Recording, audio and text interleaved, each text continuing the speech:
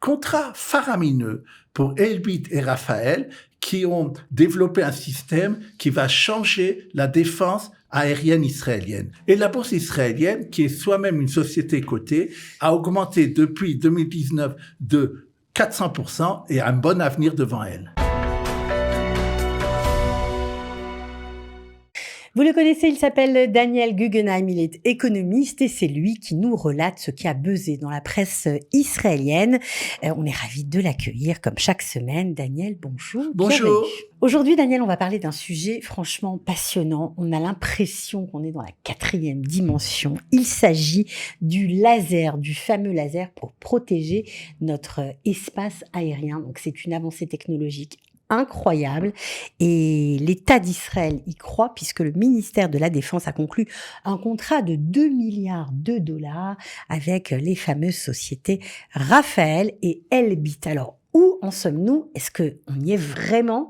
Est-ce que ça y est, ça va être en place pour nous défendre, pour défendre notre espace aérien? Vous avez presque tout dit. D'abord, en hébreu, ce projet s'appelle Magen Or. Et c'est-à-dire qui protège la lumière, avec la lumière qui protège, on pourrait dire. Et donc, la première chose que, dans votre introduction que je retiendrai, c'est le mot Elbit et Rafael. C'est-à-dire, ce sont des sociétés israéliennes. Le ministère de la Défense, en faisant ce contrat et en demandant à ces entreprises, à ces industries de lui fournir ces équipements, veut renforcer l'industrie israélienne d'armement et avoir l'indépendance économique à ce sujet-là. Et oui, une indépendance qui nous a fait cruellement défaut depuis le début de la guerre. Il faut voir cet achat dans l'ensemble des achats que le ministère de la Défense a fait depuis le début de la guerre, qui sont de 100 milliards de shekels à ces industries-là. Donc, ça va rajouter, mais ça veut dire qu'on voit qu'il s'essaye de renforcer par là le bleu-blanc, comme on dit. Maintenant, de quoi il s'agit? Il s'agit pas de remplacer le dôme de fer.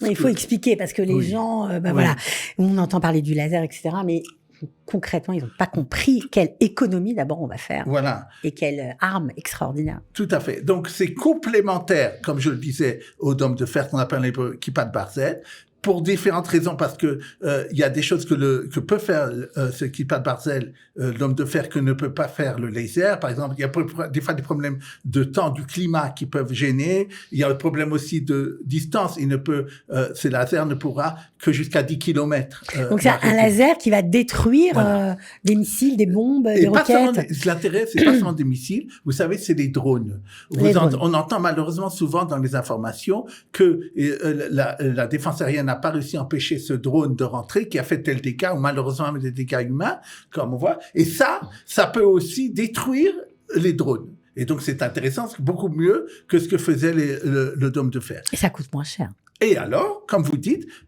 bien sûr, pour le ministère de la Défense et le ministère des Finances, ça coûte beaucoup moins cher qu'une dôme de fer. Et donc, ça aussi, c'est ça qui est rentré aussi dans la volonté de faire ce contrat-là. Maintenant, ce qui est intéressant de dire, c'est que s'ils ont fait ce contrat-là, c'est qu'ils ont fait avant des essais concluants qui vont dire que à partir de deuxième semestre de 2025, ça sera opérationnel. Ils se sont engagés à livrer et que ça marche à partir du deuxième semestre de 2025. On dit même, ça c'est dans le domaine politique, que ça serait une des raisons pour lesquelles le Hamas aurait déclenché son attaque déjà en octobre dernier, il y a 1 an, parce qu'il savait qu'Israël allait pouvoir se doter de cette arme qui aurait rendu beaucoup plus forte la défense aérienne d'Israël. Donc c'est une bonne perspective économique et bien sûr sécuritaire. C'est vraiment, c'est l'avenir, c'est magnifique, tout franchement.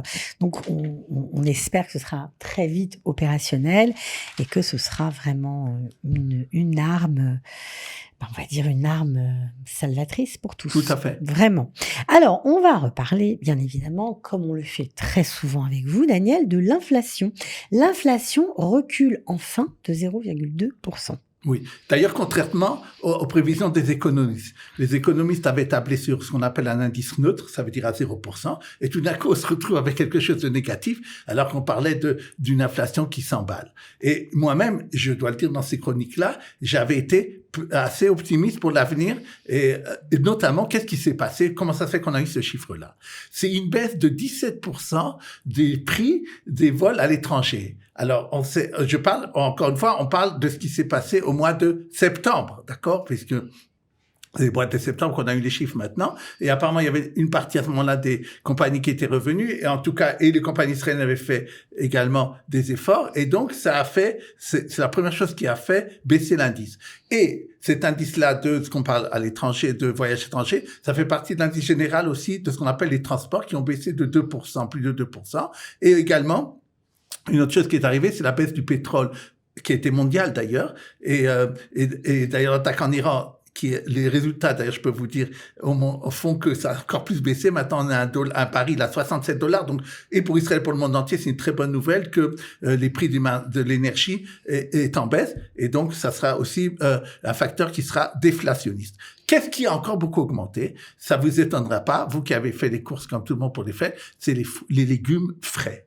Et notamment, de 6,7%. Et notamment dans les légumes frais, les tomates, on pourrait appeler, j'ai entendu parler du légume de l'or maintenant, à plus de 20 shekels le kilo. Et ça, effectivement, et ça encore, je dois vous le dire, c'est quelque chose qui va se corriger dans les prochains mois, parce que le gouvernement israélien a donné maintenant aux agriculteurs des subsides pour pouvoir replanter énormément de tomates, justement, pour ne plus être dans cette situation où on a été moi, j'ai vu sur des étals le kilo de tomates à 24 shekels 90. Tout à fait. C'est impressionnant.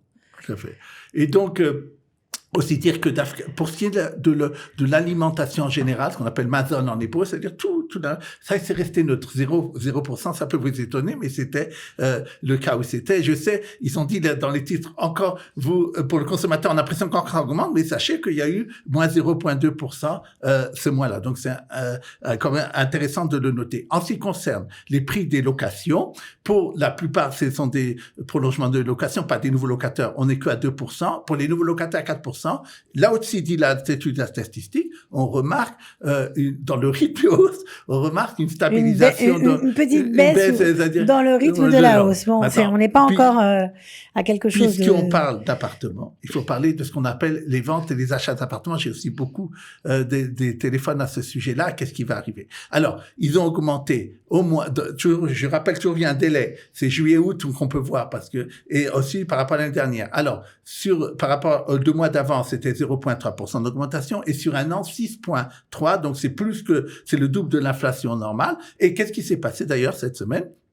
La Banque d'Israël a convoqué les chefs des banques en disant « Je suis très, très inquiet de ce qui se passe dans vos crédits sur l'immobilier. » Pas seulement au niveau des mashkantaot, des prêts hypothécaires, ils parlent des prêts qui sont donnés aux promoteurs. Et ils ont dit « Nous, on voit qu'il y a trop, vous faites trop là-dedans. » Et donc, ils se sont pris tard, mais ça aussi, ça peut faire qu'il y ait un changement à ce niveau-là. Ce qui se passe aussi, ce que le ministère des Finances a remarqué, c'est qu'on n'a plus sur le marché ce qu'on appelle les gros investisseurs. Vous savez, il y a des gens qu'on sait qu'ils ont plusieurs appartements et souvent ils achètent encore un autre. Et là, on a remarqué que ces derniers temps, c'est plus eux qui sont sur le marché et souvent c'est ou pour des premières maisons, des jeunes couples, etc. Et donc ça, c'est aussi un signe quand il y a moins pour l'investissement que aussi peut-être ils pensent que c'est plus vraiment rentable, moins plus prix location, rentabilité location, prix d'achat de le faire. Donc c'est pour ça, moi je vais être très prudent là. Alors, prudence. Pourquoi? Parce que je pense aussi, et c'est une bonne nouvelle en fait, c'est que point de vue sécuritaire, les milieux financiers, si on regarde, on en parlera peut-être après, sont beaucoup plus optimistes. On avait très peur de ce qui se passait à Haïfa et on sait que maintenant le Hezbollah ne pourra pas faire ce qu'il voulait faire. Mais oui, il paraît que le Hezbollah s'enfuit devant nos soldats. Oui, donc apparemment, en tout cas, du point de vue des destructions économiques qu'il aurait pu faire, ça ne va plus se passer. Et donc, ce qui se passe, c'est que souvent, dans des cas comme ça, il y a ce qu'on appelle un boom après-guerre. Et ce boom après-guerre, ça peut aussi faire augmenter les prix des appartements. Donc, c'est très difficile. Ah non, mais vous nous donnez de mauvaises nouvelles, Daniel!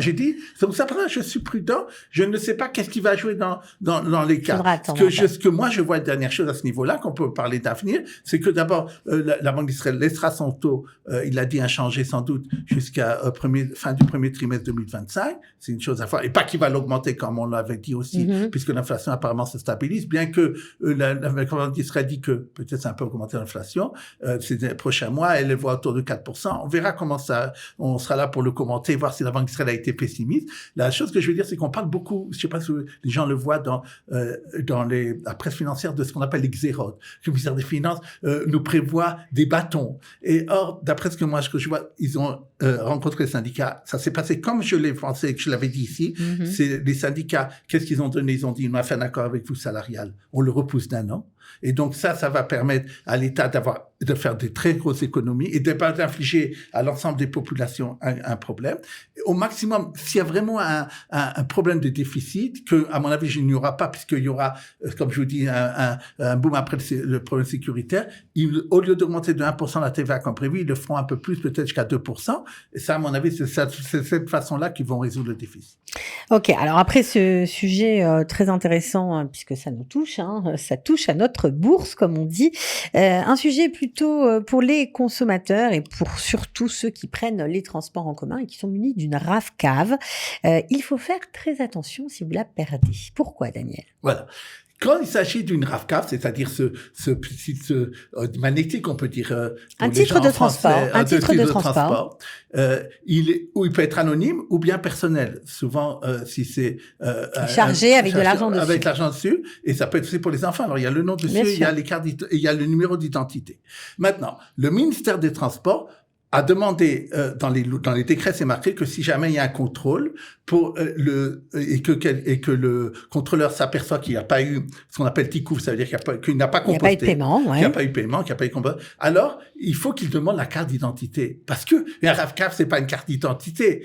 Alors, parce qu'il peut y avoir vachement des abus. Alors, c'est passé justement le cas de quelqu'un qui a raconté que elle, depuis l'année 2020, elle n'a pas utilisé son RAV-CAV, et tout d'un coup, elle reçoit un SMS de ce qu'on appelle l'autre salapoal, ça veut dire les saisies, comme quoi elle doit des centaines de shekels d'amende, parce que 3 fois elle n'a pas composté, et puis il y a eu ce qu'on appelle atzmada, indexation, et intérêt, et frais d'avocat, etc., et que maintenant elle doit des centaines de shekels. Or ce n'était pas elle. C'est pas elle. Et qu'est-ce qui s'est passé? Elle l'avait perdu, et les contrôleurs n'avaient pas vérifié si celui qui avait utilisé sa carte, ou n'avait pas composté dans ce cas-là, était bien la personne qui... Ouais, il n'avait pas contrôlé la carte d'identité, donc en fait... Et donc c'est très grave, il faut le savoir. Donc, ce que moi je dis, c'est que si jamais ça vous arrive de perdre votre RAV-CAV et qu'il n'est pas anonyme, il faut immédiatement aller à la police le dire, à Egued aussi, pour qu'ils sachent que dans ce cas-là... Ou alors dans les bureaux de RAV-CAV pour l'annuler, tout simplement. Voilà, ou l'annuler, exactement, pour pas que quelqu'un puisse vous l'utiliser. Tout à fait. Voilà, et puis si vous avez de l'argent dessus, sachez que si vous l'annulez, on vous recrédite sur votre nouvelle carte. Voilà, on va terminer avec une bonne nouvelle. C'est une nouvelle qui concerne la bourse. Alors la bourse, pas la bourse comme on va jouer à la bourse, on achète des actions à la bourse. Non, ce n'est pas ça. Vous allez nous expliquer de quoi il s'agit exactement. Et la bourse, eh bien, elle a augmenté, cette bourse-là en tout cas, de 400% depuis 2019. Ça paraît complètement dingue. La bourse de Tel Aviv, bien sûr. Voilà. Tout à fait. Vous êtes devenu vraiment un analyste financier, je pourrais dire. Sûrement, je suis content. C'est grâce à vous. Je suis content d'avoir fait ça. Donc, vous avez expliqué comme il faut. C'est que la bourse de Tel Aviv, jusqu'à assez récemment, était une bourse qui était détenue par les banques. Il y a eu une loi qui a été faite, qui a justement pour que elle devienne encore plus performante, de la vendre. Et les banques ont été obligées de vendre leur part au marché. Et donc n'importe qui voulait, dans le monde ou en Israël, pouvait acheter une part, et peut encore tous les jours de la bourse de Tel Aviv. De la bourse de Tel Aviv elle-même. Oui. Et donc, quand elle a été émise en 2019, elle valait 900 millions de shekels. Aujourd'hui, elle vaut 3,5 milliards de shekels. Facile, près de 400%. Donc, c'est incroyable en 5 ans. Et c'est dû au fait que, par exemple, je donne un chiffre de 2023, son chiffre d'affaires avait augmenté de 8%. Elle était 390 millions de shekels. Et surtout, le bénéfice avait augmenté de 64% pour arriver à 83 millions de shekels. Maintenant, ce qui se passe, pourquoi aussi elle est tellement surévaluée par le marché? Parce qu'elle distribue beaucoup de dividendes. Depuis 2019, elle a distribué 323 millions de shekels. Donc, celui qui l'avait détenu depuis 2019, à part cette augmentation fulgurante de 400%, a reçu aussi des dividendes très importants par rapport au prix de l'action. Et donc, ces deux choses-là font qu'elle a été surévaluée. Maintenant, une chose que je veux dire, c'est la chose suivante. Souvent, vous me demandez, vous êtes bien gentil de me dire que ça a augmenté 400%, pourquoi vous n'êtes pas venu avant? Est-ce que ça va continuer? Alors, je voudrais dire que, annoncer une chose parce que quand vous dites surévaluer, on a l'impression que ça va chuter, quoi. Non, alors, je voudrais dire qu'elle a été très bien évaluée, quoi. Voilà, parce que surévaluer, ça, on se dit que sa valeur va... Voilà. Justement, est-ce qu'elle a de l'avenir de cette croissance et qu'est-ce qui peut se passer? Au partir du mois de novembre, il faut le savoir, il y a une nouvelle loi qui a été faite. Vous savez, il y a des gens ils n'ont pas le droit de gérer soi-même l'argent. On appelle ça des gens qui sont sous tuteur. Sous tutelle, en hébreu, chassouille, cheshbon chassouille. Je le dis aussi s'il y a quelqu'un qui est et ça peut, malheureusement, ça peut être des gens qui sont handicapés pour différentes raisons. C'est énormément d'argent, ce sont des milliards de shekels. Jusqu'à maintenant, cet argent ne pouvait être investi que dans des dépôts bancaires. Parce qu'il fallait, effectivement, il y a une logique là-dedans, parce qu'il faut c'est des gens qui peuvent pas dire, oui, bien sûr, pas exprimer leur choix, leur volonté. Et la volonté la montée du risque qu'ils veulent. Ils sont venus les gérants de portefeuille, tout ce qui est de financier, avec le ministère de la Justice, ils ont fait une commission très très longue et ils ont prouvé qu'il y avait d'autres instruments financiers qui étaient très très très sûrs, mais qui donnaient beaucoup mieux qu'un dépôt. Vous savez, casse-pitch, mais ça peut être aussi des obligations d'État ou des obligations d'entreprises qui sont très bien cotées. Et pourquoi alors ne pas faire profiter à ces portefeuilles-là? Encore une fois, ça sera très surveillé. On ne pourra pas dépasser 20%. Mais disons qu'avec cette tendance-là, peut-être que la bourse va continuer d'augmenter. Ce qui va se passer qu'à partir du mois de novembre, de l'argent qui était pour l'instant, qui n'était pas dirigé vers la bourse en Israël, cet argent pourrait être aussi d'ailleurs investi au SP500 en Amérique, au Wall Street, mais elle sera sûrement aussi investie en partie en Israël. Or, chaque chose qui fait qu'il y a un nouvel argent qui arrive, ça peut faire monter les cours, et bien sûr, la bourse reçoit de l'argent, puisque elle reçoit de l'argent chaque fois qu'il y a des transactions. Si je vous suis bien, Daniel, vous êtes en train de nous dire que acheter des actions de la bourse israélienne, c'est encore valable. Ah oui. On peut encore gagner beaucoup d'argent. Voilà. Ben voilà. À bon entendeur, salut. On va finir avec cette bonne nouvelle. Voilà. On vous retrouve bien sûr la semaine prochaine. Merci d'avoir été avec nous. Merci.